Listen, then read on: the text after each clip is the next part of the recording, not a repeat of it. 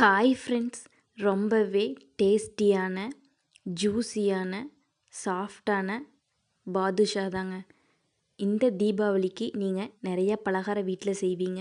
அது கூடவே இந்த பாதுஷாவையும் ட்ரை பண்ணி பாருங்கள். அவ்வளோ டேஸ்ட்டாக சூப்பராக இருக்கும். கடைகளில் மைதா மாவில் செய்வாங்க, நம்ம வீட்டில் கோதுமை மாவு வச்சு செய்யலாம். வாங்க இந்த ரெசிபி எப்படி செய்கிறதுன்னு பார்க்கலாம். அதுக்கு ஒரு பவுலில் இந்த மாதிரி 4 டேபிள் ஸ்பூன் கெட்டியான புளிக்காத தயிர் விட்டுக்குங்க. தயிர் முக்கியமாக புளிக்கக்கூடாதுங்க, புளிச்சிருந்தால் பாதுஷாவோட டேஸ்ட் மாறிடும்.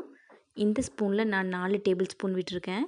கூடவே 2 டேபிள் ஸ்பூன் ஆயில் விட்டுக்குங்க. கடைகளில் டால்டா சேர்ப்பாங்க, நம்ம டால்டா சேர்க்காமல் வீட்டில் உள்ள ஆயில் சேர்த்துக்கிறோம். கூடவே 1.5 டேபிள் ஸ்பூன் நெய் விட்டுக்குங்க. நீங்கள் ஆயில் சேர்க்கும்போது ரீஃபைண்ட் ஆயில், ஃப்ளேவர் இல்லாத ஆயிலாக சேர்த்துக்குங்க. நெய் சேர்த்ததுக்கப்புறம் ஒரு ஸ்பூன், இந்த ஸ்பூனில் நான் 1 ஸ்பூன் பேக்கிங் சோடா சேர்க்கிறேன். பேக்கிங் சோடா சேர்க்கும்போது நல்லா பஃபியாக வருங்க. கூடவே 1 டேபிள் ஸ்பூன் பேக்கிங் பவுடர் சேர்த்துக்குங்க. அது கூடவே 2 டேபிள் ஸ்பூன் பவுடர் பண்ண சுகர் சேர்த்துக்குங்க. இதெல்லாம் சேர்த்து விஸ்க் வச்சு இந்த மாதிரி நல்லா மிக்ஸ் பண்ணி விடுங்க. இந்த ஆயில், நெய், தயிர், பேக்கிங் பவுடர், பேக்கிங் சோடா, அந்த சுகர் இதெல்லாம் நல்லா மிக்ஸ் ஆகி வரட்டும். நம்ம பேக்கிங் பவுடர், சோடா சேர்க்கறனால தயிரோடு மிக்ஸ் பண்ணும்போது இந்த மாதிரி நல்லா பொங்கி வருங்க. கூடவே ஒரு பிஞ்ச் நம்ம வீட்டில் யூஸ் பண்ணுற சால்ட் சேர்த்து அதையும் சேர்த்து நல்லா மிக்ஸ் பண்ணி விட்டுருங்க. இந்த மாதிரி விஸ்க் வச்சு மிக்ஸ் பண்ணும்போது நல்லா நுரைச்சி பொங்கி வருங்க. அதுக்கப்புறம் நான் கோதுமை மாவு எடுத்துருக்குங்க. இந்த கப்பில் 2 கப் கோதுமை மாவு சேர்க்குறேன். இது கிட்டத்தட்ட 100 கிராமுக்கு மேலே வருங்க. 2 கப் கோதுமை மாவு இதே பவுலில் சேர்த்துக்குங்க. ஃபஸ்ட்டு தண்ணி எதுவும் சேர்க்காமல் ஏற்கனவே நம்ம மிக்ஸ் பண்ணி வச்சுருந்த அந்த தயிர் மிக்சரோட இந்த மாவு நல்லா மிக்ஸ் ஆகிற மாதிரி கைகளால் பிசைஞ்சு விட்டுருங்க.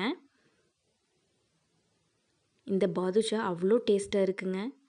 நம்ம மைதா மாவில் செய்யாமல் கோதுமை மாவில் செஞ்சுருக்கோம். பாருங்கள், நல்லா மிக்ஸ் பண்ணி விட்டதுக்கப்புறம் புட்டு பக்குவத்துக்கு இந்த மாதிரி மிக்ஸ் பண்ணிக்கோங்க. அதுக்கப்புறம் கொஞ்சம் கொஞ்சமாக தண்ணி தெளித்து நல்லா சப்பாத்தி மாவில் விட கொஞ்சம் இலகுன மாதிரி பிசைஞ்சு விட்டுக்குங்க. தண்ணியை கொஞ்சம் கொஞ்சமாக சேர்த்து பிசைங்க. அதிகமாக சேர்த்துட்டிங்கன்னா அதுக்கப்புறம் எக்ஸ்ட்ரா மாவு ஆட் பண்ண வேண்டியது இருக்கும். இந்த மாதிரி கொஞ்சம் கொஞ்சமாக சேர்த்து நல்லா பிசைஞ்சு விட்டுக்குங்க. நம்ம பேக்கிங் பவுடர், பேக்கிங் சோடா சேர்க்கறனால அந்த மாவில் லேயர் கரெக்டாக நல்லா படியுங்க. பாருங்கள், நல்லா அழுத்தி பிசைய வேண்டாம், இந்த மாதிரி லைட்டாக மட்டும் பிசைஞ்சு விடுங்க. பிசைஞ்சதுக்கப்புறம் இந்த மாதிரி 2 கைகளால் இழுத்து இழுத்து பிசைங்க. அப்போ லேயர் நல்லா கரெக்டாக ஃபார்ம் ஆகி வரும். பாதுஷா சாப்பிடும்போது அந்த லேயர் கரெக்டாக இருக்குங்க. இந்த மாதிரி நீங்கள் மிக்ஸ் பண்ணிட்டீங்கன்னா நல்லா சப்பாத்தி மாதிரி அழுத்தி பிசைஞ்சிட்டிங்கன்னா அப்புறம் பாதுஷா கெட்டியாயிருங்க. அவ்வளோதாங்க, நம்ம மாவு ரெடி ஆயிடுச்சு. இப்போ பாருங்கள், நல்லா சாஃப்டாக இருக்குது. இதை ஒரு மூடி போட்டு 1லேருந்து 1.5 மணி நேரம் அப்படியே விட்டுருங்க. இது ஊறிட்டுருக்கிற நேரத்தில் நம்ம 1 மணி நேரம் கழித்து சுகர் சிரப் செய்ய ஆரம்பிச்சிடலாம். அதுக்கு ஒரு பவுலில் 2 கப், நம்ம எந்த கப்பில் மாவு அளந்தோமோ அதே கப்பில் 2 கப் சுகர் சேர்த்துட்டு 1.5 கப் தண்ணி விட்டுக்குங்க. தண்ணி விட்டதுக்கப்புறம் அடுப்பு ஆன் பண்ணிவிட்டு சுகர் சிரப் ரெடி ஆகட்டும். அடுப்பை லோ ஃப்ளேம்லேயே வச்சு நல்லா கிளறி விடுங்க. இந்த சுகர் நல்லா கரைஞ்சி சிரப் மாதிரி ஃபார்ம் ஆகி வரட்டும். அதுக்குள்ளே 1 மணி நேரத்துக்கு அப்புறம் நம்மளோட இந்த மாவு நல்லா ஊறி ரெடி ஆயிடுச்சு. பாருங்கள், மாவு எவ்வளோ சாஃப்டாக இருக்குன்னு. இந்த மாதிரி உருண்டையாக பிடிச்சிட்டு லைட்டாக ப்ரெஸ் பண்ணிவிட்டு இந்த மாதிரி ஒரு பெருவிரல் வச்சு சென்டரில் மட்டும் ஓட்ட விட்டிங்கன்னா அந்த பாதுஷாவோட ஷேப் கரெக்டாக வந்துடும். அவ்வளோதாங்க. இதே மாதிரி மீதி உள்ள மாவையும் இதே ஷேப்புக்கு நீங்கள் உருட்டி ரெடியாக எடுத்து வச்சுருங்க. அந்த சுகர் சிரப் ரெடி ஆகிறக்குள்ளே நம்ம இதை ரெடி பண்ணி வச்சிட்டோம்னா ஆயிலில் போட்டு பொரித்து அந்த சுகர் சிரப்பில் சேர்க்கும்போது சூடு கரெக்டாக இருக்கும். அப்போ சீக்கிரமாக பாதுஷா அந்த சிரப்பில் ஊறி வந்துடும். அவ்வளோதாங்க, நம்ம பாதுஷாலாம் சூப்பராக ரெடி ஆயிடுச்சு. இப்போ சுகரும் சூப்பராக ரெடியாகி வந்துருச்சு. பாருங்கள், இப்போ நல்லா முக்கால்வாசி அந்த சர்க்கரையெல்லாம் உறிஞ்சி பாகு ரெடி ஆயிடுச்சு. அதுக்குள்ளே நம்ம மீதி உள்ள உருண்டையும் ரெடி பண்ணி எடுத்துக்கலாம். இந்த மாதிரி ஃபஸ்ட்டே உருண்டை பிடிச்சி வச்சிட்டிங்கன்னா ப்ரெஸ் பண்ணி வைக்கிறதுக்கு ஈஸியாக இருக்கும். ஈவனான சைஸில் நம்ம பாதுஷா கிடச்சிரும். பாருங்கள், எல்லா பாதுஷாவும் ஒரு சூப்பராக ரெடி ஆயிடுச்சு.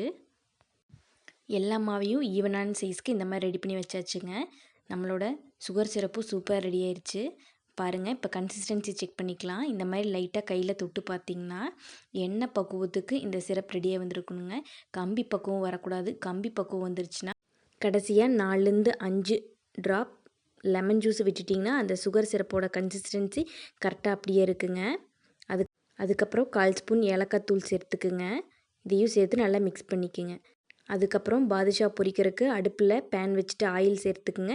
ஆயில் மிதமான சூட்டில் இருக்கும்போது நம்ம ரெடி பண்ணி வச்சுருந்த அந்த பாதுஷா உருண்டைகளை சேர்த்துருங்க. அடுப்பு முக்கியமாக மீடியம் ஃப்ளேமில் இருக்குதுங்க. லோ ஃப்ளேமில் இருந்தாலும் பரவாயில்ல, ஹை ஃப்ளேமில் மட்டும் வச்சிடாதீங்க. பாதுஷா கரெக்டாக ரெடியாகி வரணுன்னா அடுப்பை லோ ஃப்ளேம்லேயே வச்சுக்கோங்க. ஹை ஃப்ளேமில் வச்சிட்டிங்கன்னா பாதுஷா பிரியறதுக்கு சான்ஸ் இருக்குது. இந்த மாதிரி லோ ஃப்ளேமில் வச்சிட்டிங்கன்னா உள்ளே நல்லா வெந்து வருங்க. அதுக்கப்புறம் லைட்டாக திருப்பி விடுங்க. பாதுஷா இந்த எண்ணெயெல்லாம் பொங்குறத அடங்கி நல்லா ரெடியானதுக்கப்புறம் ஆயிலிருந்து எடுத்துருங்க. பாருங்கள், சூப்பரான பாதுஷா ஈவனான கலரில் சூப்பராக ரெடி ஆயிடுச்சு. இதே மாதிரி மீதி உள்ளதையும் நம்ம ரெடி பண்ணி எடுத்துக்கலாம். நம்ம ஆயிலேருந்து எடுத்த உடனே அந்த சுகர் சிரப்பில் டிப் பண்ணி வச்சுருங்க. அப்போ ஈஸியாக அந்த சுகர் சிரப் பாதுஷாக்குள்ளே இறங்கிரும். மீதி உள்ள உருண்டைகளையும் நம்ம ரெடி பண்ணி எடுத்துக்கலாம். அவ்வளோதாங்க, பாதுஷாலாம் சூப்பராக ரெடி ஆயிடுச்சு. அதையும் சுகர் சிரப்பில் டிப் பண்ணி வச்சுருங்க. ஒரு நைட் செஞ்சிங்கன்னா பகல் ஃபுல்லாக இதுலேயே உருட்டும். அதுக்கப்புறம் எடுத்து சாப்பிட்டு பாருங்கள். பாதுஷா அவ்வளோ டேஸ்ட்டாக இருக்கும். கடைகளில் வாங்குற மாதிரியே வீட்டில், அதுவும் நம்ம கோதுமை மாவில் சூப்பரான பாதுஷா குயிக்காக ரெடி ஆயிடுச்சு. பாருங்கள் எவ்வளோ ஜூஸியாக சாஃப்டாக இருக்குன்னு. அந்த சுகர் நல்லா பாதுஷாவில் இறங்கியிருக்குங்க. கண்டிப்பாக மிஸ் பண்ணாமல் இந்த தீபாவளிக்கு இந்த பாதுஷாவை ட்ரை பண்ணி பாருங்கள். கண்டிப்பாக வீட்டில் உள்ளவங்க பாராட்டுவாங்க. தீபாவளினாவே பலகாரம் தாங்க. அதில் நீங்கள் விரும்பி சாப்பிடக்கூடிய இந்த பாதுஷாவையும் நீங்களே கைப்பட செஞ்சு சாப்பிட்டு பாருங்கள். அவ்வளோ டேஸ்ட்டாக இருக்கும்.